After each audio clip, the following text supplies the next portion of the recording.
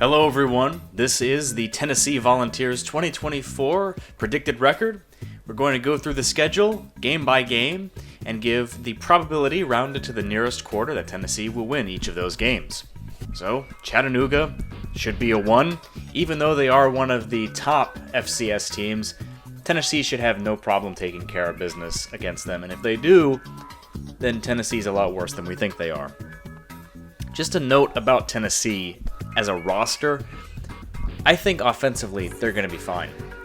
Nico is probably a damn good quarterback, especially after he performed in the bowl game, but hey, that was Iowa, who didn't have an offensive pulse and couldn't compete with them at all, so who really knows? But I think he has the skill set for sure.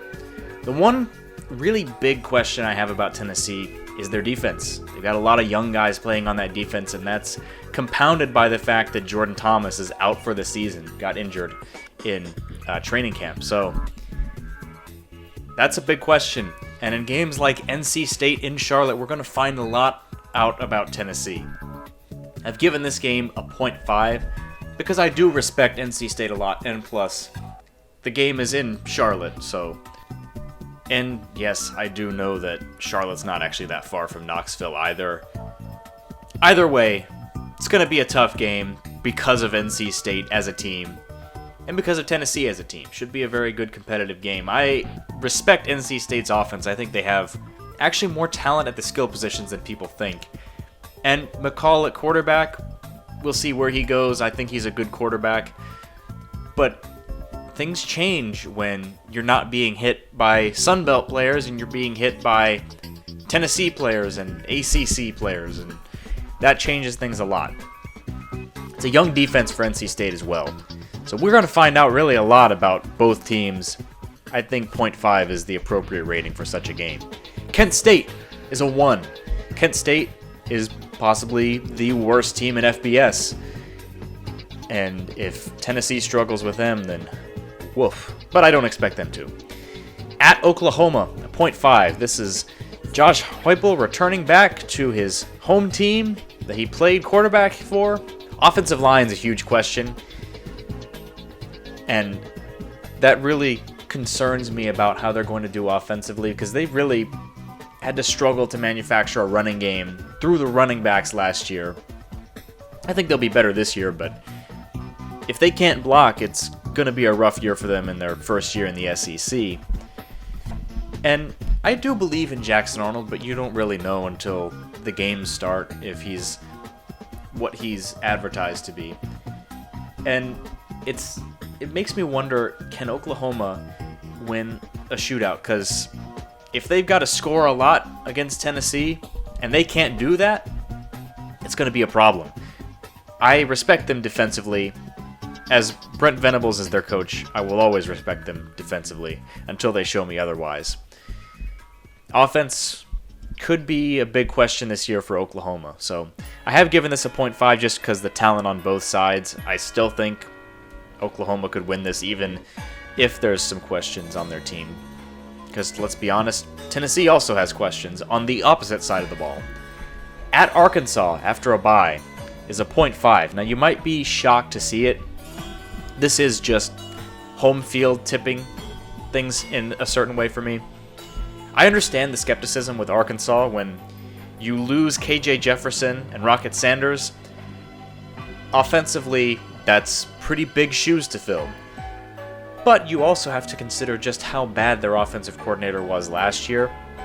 I think a lot of the offensive line looking bad was actually more due to Enos, who I do not respect as an offensive coordinator. Haven't really since his Miami days and even before that.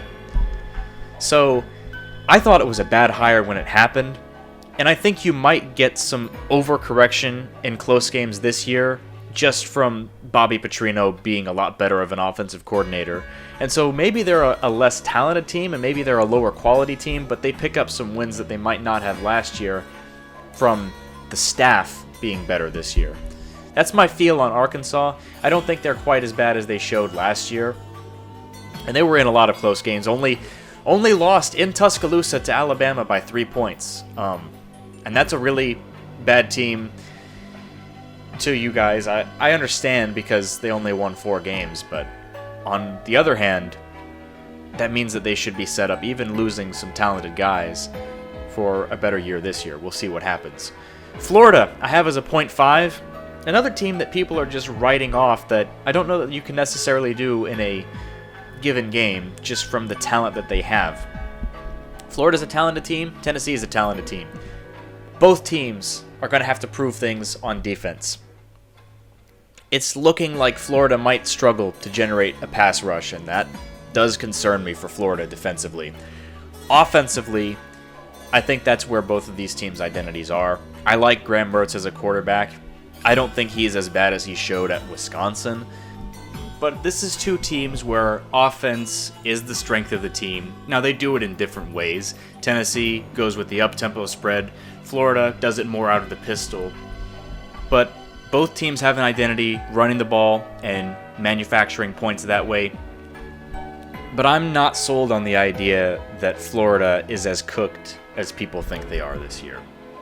So that's a 0.5. Alabama's also a 0.5. I debated to make this either a 0.25 or a 0.5. Ended up going with 0.5 for home field for Tennessee. I really like Alabama offensively. Jalen Milroe, underrated quarterback, I think. Underrated as a passer, I'll say. His running ability is obviously well known. Caleb Odom, big tight end. And he's going to start, I think, as a freshman, or he's going to play a lot as a freshman. Ryan Williams may not start, but he's going to play as a freshman because he's also a stud at receiver. And you look at the skill positions on offense for Alabama, and Kalen DeBoer as an offensive mind, I expect Alabama's offense to be a huge strength for them this year, and I don't think they're going to have any problem scoring. At DB, that's a huge concern for Alabama. Alabama's secondary might get cooked a bit this year. Now, obviously they're playing a lot of young guys and transfers. The one bright spot I will say is that I hear about Zabian Brown for Alabama. He looks to be a high-level freshman, a lot in the same way that Caleb Downs was for them last year. Kind of a freshman that very high IQ, and he can come in and play, and if the DB situation is as bad as Alabama advertised, he might need to. So I still give it a 0.5 just because I think they actually do profile quite a bit like Tennessee in that way. Very talented teams where offense is the strength, and their secondary could have major problems this year. And so I don't really know what to say other than I think they're very similar teams, and that's why it's a 0.5. Kentucky, I also debated. I originally had this as a 0.5, but I bumped it up to a 0.75 for a couple of reasons. This coaching staff has not lost to Kentucky in their time at Tennessee, which obviously can't be said for a program like Florida.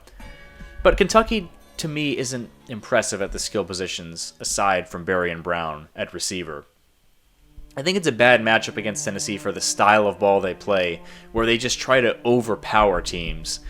And I don't know that that's going to work when you're going to need to score points on pretty much every drive to stay with Tennessee. Vandergriff at quarterback is a bright spot for them because I think he's a lot better than people think he is. Just because he didn't start at Georgia doesn't mean he's not a good quarterback and couldn't play very well at Kentucky. So we'll see what happens, but especially in Knoxville, I'm not sure that Kentucky has the chance some people think they do in this game. Mississippi State I also have as a 0.75. Tennessee's fourth straight home game. I don't know. In the middle of conference play, too. Like, this isn't at the beginning of the season like Auburn's home stretch is. This is 4 straight home games in the middle of the season for Tennessee. And Mississippi State I have as a 0.75 because I think they're going to struggle this year.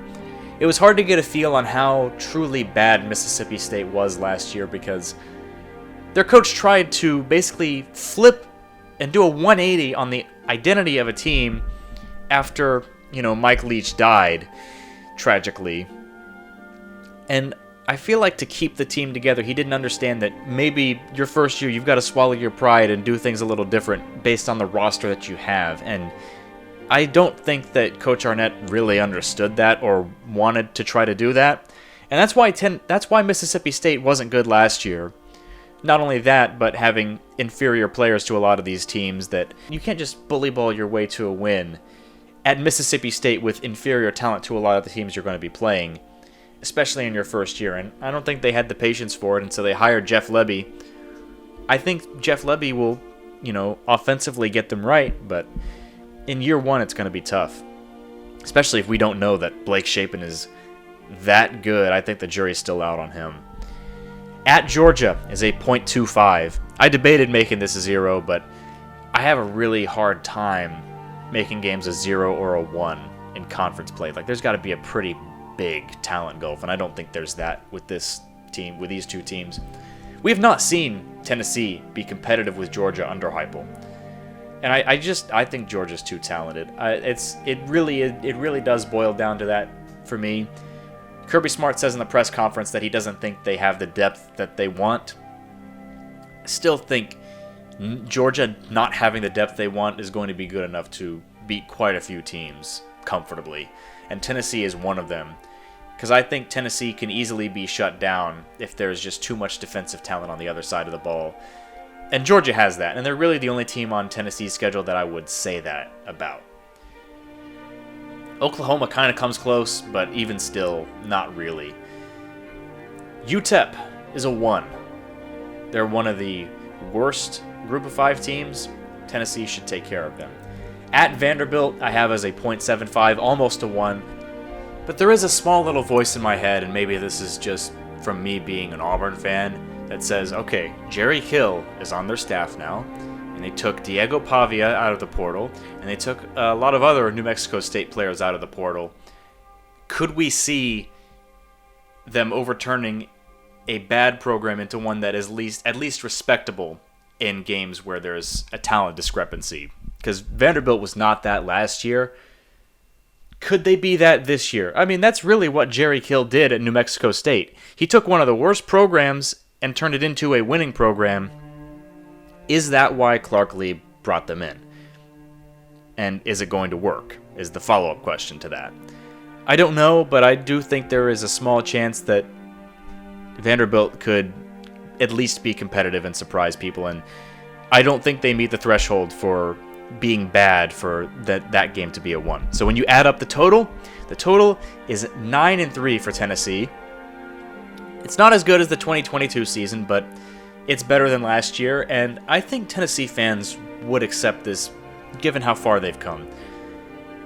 I do think that there's some potential for them to get some big wins if things go right this year, and defense isn't quite as much of a problem as I think it will be for them. So I do expect Tennessee to be a really good team, but I mean, so does everybody. But in the SEC, being really good might only be good enough to be 5th or 6th in the conference, and I don't know that they've quite reached the level where we're talking perennially they're in the SEC championship conversation. Maybe if they have a big year this year, that changes next year. We'll see what happens. So, thanks for watching. Leave in the comments of a team that you would like for me to do in this format, and have a good one.